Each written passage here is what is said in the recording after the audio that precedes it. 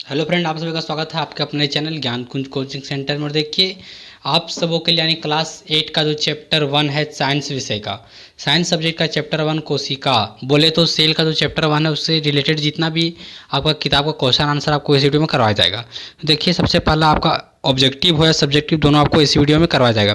पहला प्रश्न क्या बोला है कि केंद्रक को किस अभिरंजक द्वारा अभिरंजित किया जाता है। पहला ऑप्शन दिया है ऑरेंज जी, दूसरा कॉटन ब्लू, तीसरा सैफरानीन, चौथा आयोडीन। तो देखिए, आपका केंद्रक बोला कि किस अभिरंजन तो अभिरंजन की, तो आपका आंसर होगा सैफरानीन। अगला दूसरा प्रश्न, जंतु कोशिका में क्या अनुपस्थित होता है, यानी कि जंतु कोशिका में क्या नहीं पाया जाता है। आपका कोशिका झिल्ली पाया जाता है, केंद्रक पाया जाता है, जीवद्रव्य पाया जाता है, लेकिन आपको वहाँ पर कोशिका भित्ति नहीं पाया जाता है। इसलिए यही आपका option number C is correct answer. आपका ऑप्शन नंबर सी जो करेक्ट आंसर होगा। अगला प्रश्न देखिए क्या बोला है कि स्पष्ट केंद्रक का भाव निम्न में से किसमें होता है। पहला ऑप्शन कवक, दूसरा जीवाणु, तीसरा गुलाब फूल, चौथा नील हरित शैवाल। तो यहाँ आपका ऑप्शन नंबर बी हो जाएगा, जीवाणु इज सही आंसर। चौथा प्रश्न क्या बोला है, देखिए आप लोग घबराइए नहीं, क्योंकि आप लोग देख रहे हो, आप लोग अगर मिलाएंगे बुक से तो आपको वो सारा प्रश्न आपको बुक में नहीं मिलेगा, लेकिन अगर आप पूरा वीडियो को देखिएगा तो आपको समझ में आएगा कि आपका सारा का सारा प्रश्न आपका बुक से ही है और आपका सारा का सारा इंपॉर्टेंट प्रश्न है, जो कि आपका हर एक बार बोर्ड एग्जाम में पूछा जाता है। तो इस बार पक्का आपको पूछेगा। अगला प्रश्न है, क्लोरोप्लास्ट किस में पाया जाता है, जड़ में, वायवीय तना में, हरी पत्तियां या भूमिगत तना। तो आपका सही आंसर होगा हरी पत्तियां में पाया जाता है। सबसे छोटा एक कोशिकीय जीव कौन सा है। देखिए, सबसे छोटा कोशिकीय जीव होता है माइकोप्लाज्मा। और और अगर बोलेगा कि चलो ठीक है आगे बढ़ते हैं। एक कोशिकीय जीव क्या है, तो एक कोशिकीय जीव आपका यहाँ पर अमीबा है। एक कोशिकीय जीव यानी उसके अंदर सिर्फ एक ही कोशिका पाया जाता है। अगला, कवक को अभिरंजित किया जाता है किसके द्वारा, तो देखिए आपका कॉटन ब्लू। ये कवक बोलेगा तो कॉटन ब्लू और केंद्रक बोलेगा तो आपका सैफरानीन। कौन कोशिका का ऊर्जा संयंत्र मानता है। कोशिका का ऊर्जा संयंत्र कहने का मतलब पावर हाउस बोलते हैं उसको, या तो शक्ति घर भी बोल सकते हैं, या तो बिजली घर बोले। सभी का सभी आपका सही आंसर होगा यहाँ पर माइटोकॉन्ड्रिया। आपका 9वां प्रश्न देखिए कि पादप कोशिका में नहीं पाया जाता है। तो उसमें क्या बोला था कि जंतु कोशिका में क्या अनुपस्थित होता है, यहाँ पर बोला है पादप कोशिका में। तो आपको यहाँ पर प्लास्टिडाइड, हरित लवक और माइटोकॉन्ड्रिया आपका पाया जाता है, लेकिन लाइसोसोम आपका नहीं पाया जाता है। इसलिए आपका ऑप्शन नंबर ए सही आंसर होगा। 10वां, जंतु कोशिका में निम्न नहीं पाए जाते। जंतु कोशिका में क्या नहीं पाया जाता है, तो प्लास्टिड नहीं पाया जाता है। पौधों की कोशिकाओं का हरा रंग किसके कारण से होता है, तो आपका होगा आंसर क्लोरोप्लास्ट के कारण होता है। जो पौधों की कोशिकाओं का हरा रंग होता है वो किसके कारण होता है, तो क्लोरोप्लास्ट के कारण होता है। जंतु के शरीर में पाए जाने वाली सबसे लंबी कोशिका कौन सी है। आपका ऑप्शन ये दिया है तंत्रिका कोशिका, दूसरा दिया है पेशीय कोशिका, तीसरा दिया हड्डी का कोशिका, चौथा दिया अंड कोशिका। तो सही आंसर आपका होगा तंत्रिका कोशिका।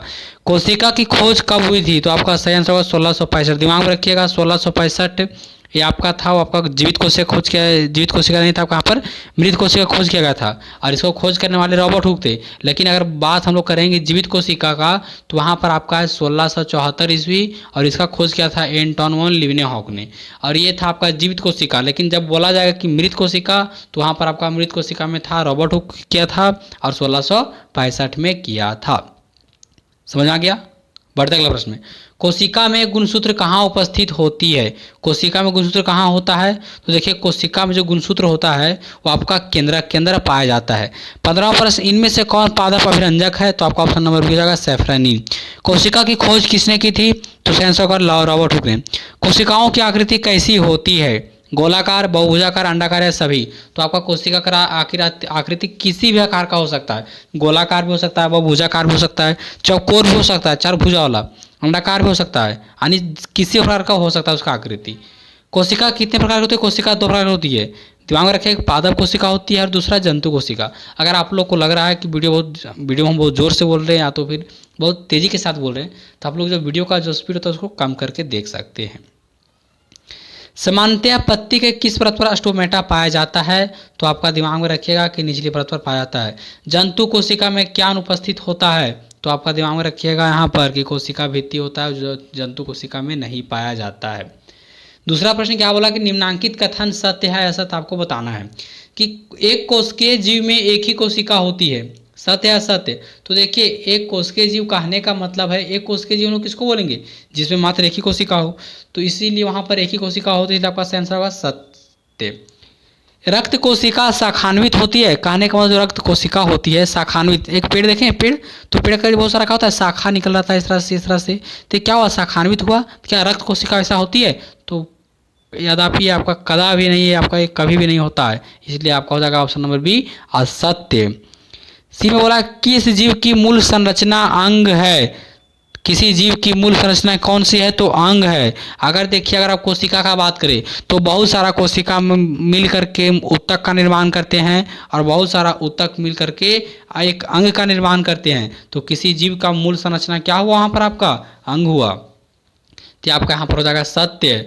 अमीबा की आकृति अनियमित होती है, हाँ अमीबा की आकृति अनियमित होती है, सत्य, यहाँ का आंसर होगा सत्य। क्योंकि अमीबा आपको अगर प्रश्न बोलेगा कि अमीबा की आकृति किसी तरह छाप दें, कोई दिक्कत नहीं है, ऐसे भी छाप दिए, ऐसे भी छाप दिया, ऐसे भी छाप दिया, किसी तरह छाप दीजिए, कोई मतलब नहीं, क्योंकि अमीबा का आकृति अनियमित होती है, किसी तरह छापना आता है।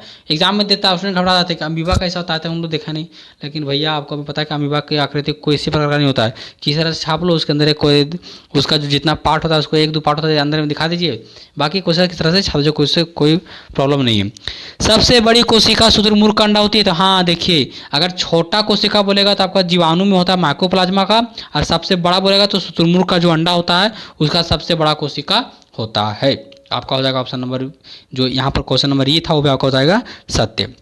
अगला प्रश्न बोला है पैरामीशियम में अनेक केंद्रक पाए जाते हैं, सत्य है क्या सत्य, तो आपका आंसर होगा यह सत्य है, अनेक केंद्रक नहीं पाए जाते हैं। तीसरा प्रश्न देखिए, अब आपका स्टार्ट होता है किताब का क्वेश्चन और इसके साथ सब्जेक्टिव क्वेश्चन जो आपको एग्जाम में पूछा जाता है, लेकिन ध्यान रखिए आपका टर्म 1 है तो आपका ऑब्जेक्टिव पूछा जाएगा, तो आपका ये जो कोशिका चैप्टर सिलेबस है ऑब्जेक्टिव का, यानी इससे ऑब्जेक्टिव पूछेगा, लेकिन दिमाग में रखिए ऑब्जेक्टिव बनाने के लिए हमको सब्जेक्टिव आना जरूरी है, अगर सब्जेक्टिव आपसे नहीं हो पाता तो इतना निश्चित आपको आपसे ऑब्जेक्टिव भी नहीं होगा।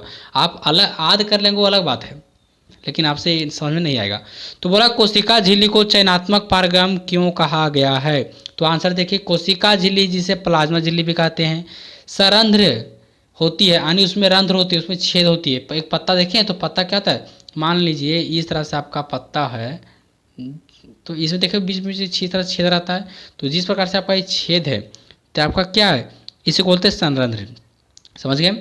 केवल ऐच्छिक पदार्थों के अंदर आने हानिकारक पदार्थों को बाहर निकाल देती है, अतः इसे चयनात्मक पारगम कहते हैं। कि कोशिका झिल्ली को हम लोग क्या बोलते हैं, प्लाज्मा झिल्ली बोलते हैं, और ये क्या करती है रंध्रयुक्त होती है, और यह केवल ऐच्छिक पदार्थों को अंदर आने या हानिकारक पदार्थों को बाहर निकाल देती है। जिसको जरूरत हो उसको अंदर लाने का प्रयास करती है, जिसको जरूरत नहीं उसको बाहर भगाने का प्रयास करती है। कौन करती है, तो कोशिका झिल्ली, इसी को बोला गया है चयनात्मक झिल्ली। यानी आपको क्या करता है, चयन करने का काम किया ना, अरे भाई चयन करने का काम किया कि जिसका जरूरत है, तो वहाँ पर क्या कर रहा है, चयन कर रहा है कि जिसका जरूरत है उसको अंदर लाओ, जिसका जरूरत है उसको बाहर करो, तो इसलिए इसको क्या बोला जाता है, चयनात्मक परागम। अगला है कोशिका द्रव में पाए जाने विभिन्न अंगों के नाम लिखिए, तो देखिए आपका अंगक का नाम क्या है, माइटोकॉन्ड्रिया पाया जाता है कोशिका द्रव में, गोल्जी का पाया जाता है, राइबोसोम पाया जाता है, हरितलक पाया जाता है, और रसधानी पाया जाता है। अगला प्रश्न है यूकेरियोटस और प्रोकैरियोटस में अंतर लिखिए, तो यूकेरियोटस का होता है कि प्याज की झिल्ली देखें एवं गाल की कोशिकाओं में झिल्ली युक्त सुसंगठित केंद्रक पाया जाता है, यही कहलाता आपका यूकेरियोटिक है। या तो ऐसे जीवों को यूकेरियोट्स कहते हैं जो सभी बहुकोशिकीय जीव यूकेरियोट्स हैं, यानी जो बहुत सारा जीव, वैसा जीव इसके अंदर बहुत सारा कोशिका है उसी को हम बोल सकते हैं बहुकोशिकीय जीव, और वही आपका क्या कहलाता है, यूकेरियोट्स। और प्रोकैरियोट्स क्या कहलाता है, तो ऐसे जीव जिनके जीवों के केंद्रक के चारों ओर पाए जाने वाले केंद्रक झिल्ली अनुपस्थित होती है तथा जिनमें ये कोशिकाएं पाई जाती है प्रोकैरियोट्स कहलाती है, जैसे ई कोलाई जीवाणु। ये आपका हो गया आंसर। पौधा कोशिका जंतु कोशिका का चित्र बनाकर आपको यहाँ पर दिया है पौधा कोशिका का चित्र, आपका दिया है जंतु कोशिका का, आपको दोनों को चित्र बता देना तक क्लियर। आगे देखिए कोशिका में क्रोमोसोम एवं गुणसूत्र कहाँ पाए जाते हैं, उनके कार्यों का वर्णन करें। तो कोशिका के केंद्रक में क्रोमोसोम एवं गुणसूत्र पाए जाते हैं, गुणसूत्र को ही क्रोमोसोम बोला जाता है, दिमाग में रखिएगा, आप लोग लड़ाइएगा नहीं कि गुणसूत्र अलग होता है और क्रोमोसोम अलग होता है, ये दोनों एक ही प्रकार का होता है। और आप लोग सोचोगे नहीं क्रोमोसोम अलग है और गुणसूत्र अलग, नहीं, दोनों एक ही चीज़ है। अब उसका कार्य क्या है, तो देखिए उसका कार्य है कि यह सभी वनस्पतियों एवं प्राणियों की कोशिकाओं में पाए जाने वाले तंतु रूपी पिंड होते हैं जो कि सभी अनुवांशिक गुणों को निर्धारित एवं संचालित करते हैं। अगला प्रश्न है कोशिका में गुणसूत्र कहाँ पाए जाते हैं, तो कोशिका में गुणसूत्र उसके केंद्रक में पाया जाता है। क्लियर, 9 प्रश्न। कोशिका भित्ति पौधा कोशिका में क्या कार्य करता है? कोशिका भित्ति होता है वो जो पौधा कोशिका में क्या कार्य करता है? तो देखिए कोशिका भित्ति एक अतिरिक्त संरचना है जो पौधों में पाई जाती है। ताप में परिवर्तन, तीव्र गति से चलने वाले वायुमंडलीय नमी आदि विभिन्न परिवर्तनों से सुरक्षा के लिए पौधों को कोशिका झिल्ली के बाहर एक मोटी परत होती है। ये सभी कोशिका, ये भी क्या है? कोशिका भित्ति। और ये सब काम किसकी वजह से हो पाता है? तो आपका कोशिका भित्ति की वजह से हो पाता है पौधा कोशिका में। तो आप लोग समझ गए होंगे कि कोशिका भित्ति पौधा कोशिका में क्या कार्य करती है। अंतिम प्रश्न है, लास्ट 10वां प्रश्न, कि कोशिका के आकार का जीवों के आकार के साथ कोई संबंध नहीं होता। क्या आप इससे सहमत हैं? अपने स्तर का कारण बताइए। तो कोशिका के आकार का जीवों के अनुसार के साथ कोई संबंध नहीं होता है, इस कथन से हम पूरी तरह से सहमत हैं, क्योंकि कोशिकाएं भिन्न भिन्न प्रकार की होती है। आप लोग पहले भी ऑब्जेक्टिव में देखे थे कि कोशिकाएं क्या होती है? अनियमित आकार की होती है, यानी कोशिकाएं अलग अलग आकार की होती है। भिन्न भिन्न आकार की कोशिकाएं मिलकर भिन्न भिन्न प्रकार के उत्तर नहीं, यहाँ पर सॉरी, यहाँ उत्तर नहीं होगा, आपका यहाँ उत्तक होगा। दिमाग में रखें, यहाँ पर आपका का रा नहीं का होगा। भिन्न भिन्न प्रकार की कोशिकाएं मिलकर क्या करती है? भिन्न प्रकार के उत्तक बनाती है जो कि अंगों का निर्माण करते हैं। आपको पहले बताए थे कि जब बहुत सारा कोशिका मिलता है तो आपका बहुत सारा कोशिका मिलेगा तो आपको यहाँ पर उत्तक बनाएगा, बहुत सारा उत्तक मिलेगा तो आपको यहाँ पर एक अंग बनाएगा, कोई दिक्कत नहीं। यानी इंग्लिश बोले तो अगर बहुत सारा सेल मिलेगा तो आपका यहाँ पर एक प्रकार का यहाँ टिश्यू बनाएगा, बहुत सारा टिश्यू मिलेगा तो आपको एक प्रकार का यहाँ पर बॉडी का निर्माण करेगा। और यही है कि कोशिका का आकार के जीवों का कोई संबंध नहीं होता है। इसी के साथ आपका चैप्टर होता है 1 कंप्लीट। आपका दूसरा चैप्टर है धातु में धातु, जो कि आपको अगले वीडियो में मिलेगा। इसके लिए आगे वीडियो देखने के लिए चैनल को सब्सक्राइब करना ना भूलें, और वीडियो अच्छी लगी हो तो एक छोटा सा लाइक ज़रूर करें और अपने दोस्तों के साथ शेयर ज़रूर करें, क्योंकि आपके साथ वो भी कुछ सीख पाए। ऐसा नहीं हो कि आपका दोस्त फेल कर जाए और आप पास कर जाए तो आपको फिर मज़ा भी नहीं आएगा, क्योंकि आपका दोस्त फेल करेगा ना।